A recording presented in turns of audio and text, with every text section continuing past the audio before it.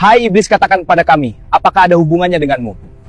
Mengapa hampir setiap umat Nabi Muhammad di saat mendengar kajian ilmu tauhid, tasawuf, dan ilmu makrifat, malah mereka seperti alergi? Bahkan tidak sedikit di antara mereka berkata ilmu itu sesat dan lain sebagainya. Apakah engkau yang menghalang mereka? Iya, kamilah yang menghalang mereka. Bila manusia mengenal ilmu itu, maka kami akan tersiksa. Bukankah yang membuat kalian tersiksa itu adalah orang-orang yang taat dalam ibadah, seperti rajin sholat, baca Quran, puasa, dan lain sebagainya?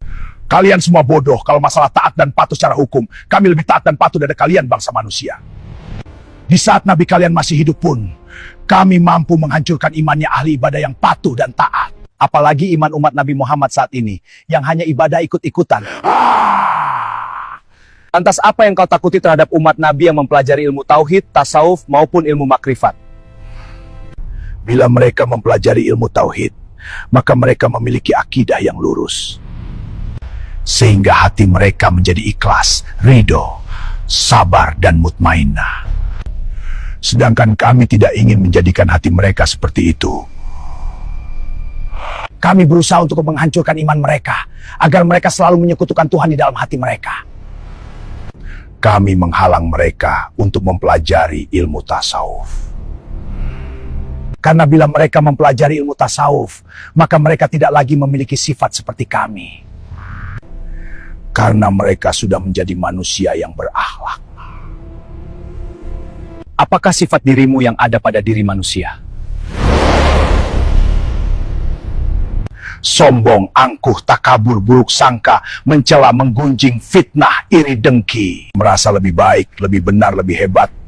Ingin dihormati, ingin dimuliakan, dan seluruh penyakit hati yang lainnya. Bila semua itu ada pada diri manusia, maka sesungguhnya mereka telah menjadi iblis. Dan aku juga yang menghalang mereka untuk mempelajari ilmu ma'rifat Allah.